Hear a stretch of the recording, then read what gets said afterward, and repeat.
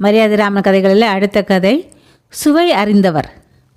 ஒரு கிராமத்தில் ஒருவன் 20 பசுக்கள் கொண்ட மந்தையை வைத்திருந்தான். மற்றொருவன் 10 பசுக்கள் கொண்ட மந்தையை வைத்திருந்தான். அவர்கள் இருவரையும் பெரிய மந்தைக்காரன், சின்ன மந்தைக்காரன் என்று ஊரார் சொல்வது வழக்கம். பெரிய மந்தைக்காரன் ஒரு சமயம் குடும்பத்தோடு வெளியூர் போக நேரிட்டது.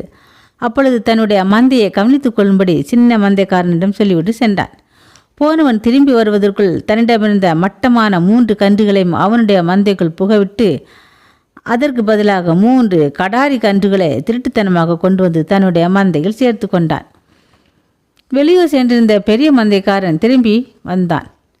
கன்றுகள் மாறி இருப்பதை அவன் கவனிக்கவில்லை. சில நாட்களில் நோய் வந்து அவனுடைய மந்தையில் இருந்த பசுக்களும் கன்றுகளும் மாண்டு போயின. தன் குடும்ப தேவைக்கே பால், தயிர், மோர் இல்லாமல் கஷ்டப்பட்டான் பெரிய மந்தைக்காரன். சின்ன மந்தைக்காரன் திருட்டுத்தனமாக மாற்றிக்கொண்ட 3 கன்றுகளும் பெரிதாகி வளர்ந்து கன்று போட்டு பால் கொடுக்க ஆரம்பித்தன.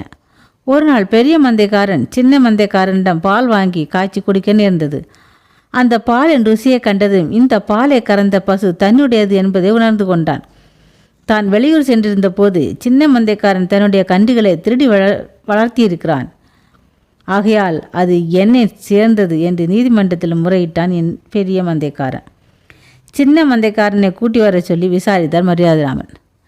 தகுந்த சாட்சியத்தோடு அதை நிரூபித்தால் நான் நீதிமன்றம் விதிக்கும் தண்டனைக்கு உட்படுகிறேன், இல்லையானால் என் மீது திருட்டு குற்றம் சுமத்தியுள்ள அவன் தண்டனைக்கு உள்ளாகட்டும் என்று எதிர்வாதம் செய்தான் சின்ன மந்தைக்காரன். மரியாதைராமன் அவர்கள் இருவரையும் 15 நாட்கள் கழித்து மறுபடியும் வருமாறு உத்தரவிட்டார்.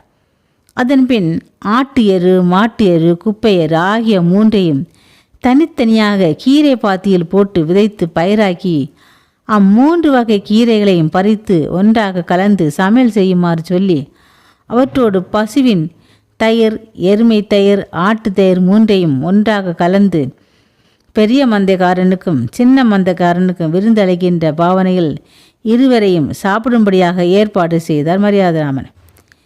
இருவரும் சுவைத்து நன்றாக சாப்பிட்டனர். விருந்தின் ருசி எப்படி இருந்தது என்று கேட்டார் நீதிபதி.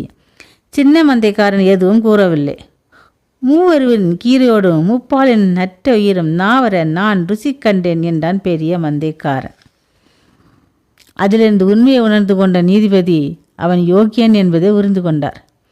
பிரதிவாதியான சின்ன மந்தைக்காரனை பயமுறுத்தி அவன் வாய் மூலமாகவே அவனுடைய திருட்டு செயலை வெளிப்படுத்தி பசுவை பெரிய மந்தைக்காரனிடம் ஒப்படைக்க செய்யும்படி உத்தரவிட்டு திருட்டு குற்றத்துக்கு தண்டனையும் விதித்தார் மரியாதைராமன்.